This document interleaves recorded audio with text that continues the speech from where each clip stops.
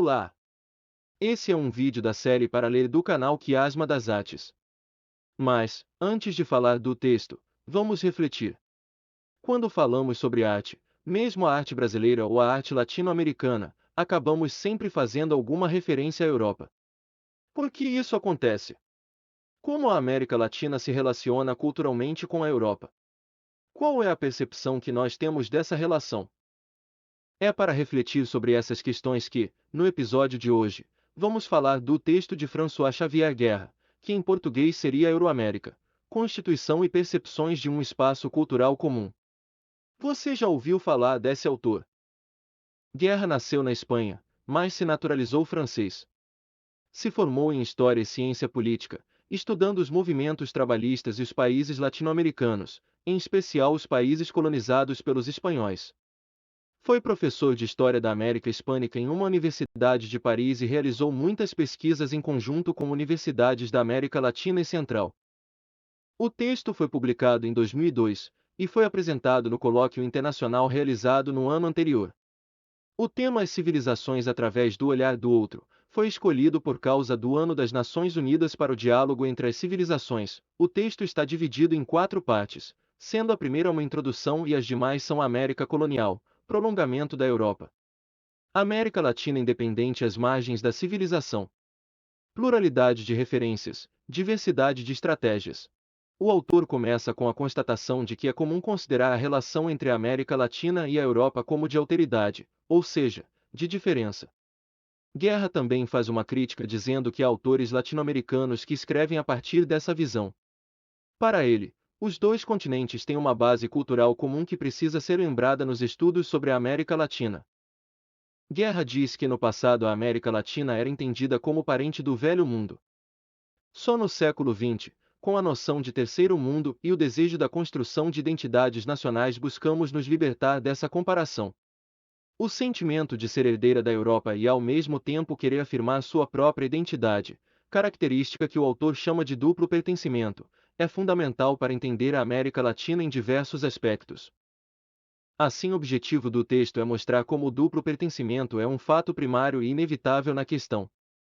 A partir disso, procura descrever a relação da América Latina com a Europa e as percepções que os latino-americanos têm dela. Mas é importante ressaltar que o autor não considera os efeitos da expansão europeia nos povos e culturas indígenas nem a escravização nas sociedades americanas, se referindo apenas ao que chama de euro-americano. O primeiro ponto do debate é que os europeus que se instalaram na América não deixaram de ser europeus, pois ansiavam fazer do Novo Mundo uma cópia do Velho Mundo. Mas isso não aconteceu. Apesar de terem as mesmas bases, havia novos fatores e o resultado foi sociedades e culturas diferentes. Assim, a América Latina participou das tendências culturais e artísticas do mundo ocidental com gênio próprio, ou seja, com qualidades próprias, como por exemplo o barroco nos países da América Hispânica e no Brasil. São expressões americanas do barroco europeu. Para o autor, no período barroco as civilizações latino-americanas experimentaram um rico desenvolvimento cultural. No século XIX, entretanto, predominou o sentimento de atraso, como se a América fosse a periferia de uma civilização que tinha como centro os países da Europa Ocidental. Este imaginário do centro e da periferia prometido a um longo futuro, baseava-se em 2 fatos objetivos: o afastamento geográfico entre os 2 continentes e a origem europeia das elites. O processo de independência dos países americanos é outro fato importante, porque quebrou a sensação de duplo pertencimento e provocou a necessidade de fundar uma nação e construir um Estado moderno. Assim, as elites buscaram referências modernas na Europa, que já tinha vivido esse processo. Guerra afirma que não se tratava de mera imitação, mas do confronto com estratégias complexas, vários empréstimos, novas combinações de elementos que criaram a modernidade euro-americana. Com a independência, a sensação de sucesso foi seguida por uma desilusão com os problemas que surgiram na prática. Eleições manipuladas, onipresença do exército, golpes de Estado. A nação moderna estava ameaçada de fragmentação, a prosperidade prometida pelos recursos naturais e princípios econômicos modernos foi afetada pela destruição e pelo poder das metrópoles. Educação e instituições culturais que deveriam elevar as novas nações ao nível dos mais avançados permaneceram, na fase de projeto. As comparações com outros países tornaram-se constantes. A nação moderna pedia afirmação coletiva, mas havia confronto entre grupos com interesses e características distintas. Para o autor, o modelo de nação da América Latina estaria entre duas versões. O modelo dos Estados Unidos, onde o Estado é reduzido em favor do autogoverno nas províncias. O francês, onde a revolução era uma ruptura radical com o passado e o Estado estava acima da sociedade, na busca por igualdade entre os indivíduos. Por causa dessa concepção, a França é uma referência mais presente nos países latino-americanos apesar da diferença entre o ideal e a realidade.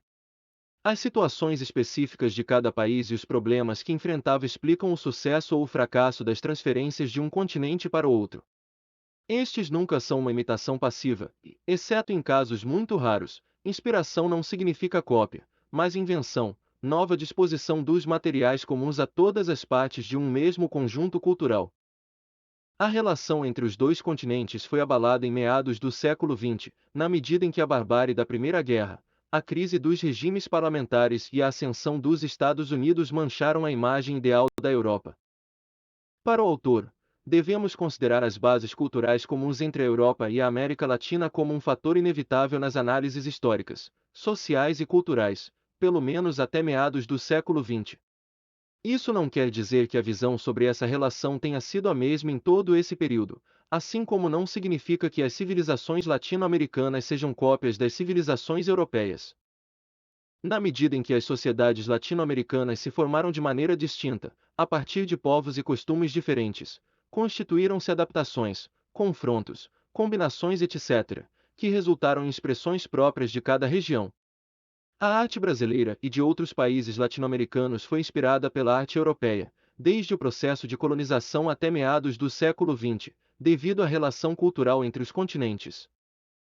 Conforme explicitou Guerra, há nessa relação alguns fatores que fizeram da América Latina uma nova civilização, embora a intenção dos colonizadores e posteriormente da elite fosse outra. Desse modo, não podemos ignorar as relações existentes entre a Europa e a América, relações por vezes destrutivas, mas podemos valorizar os aspectos particulares de cada região, que são a expressão de cada grupo ou civilização por meio da arte.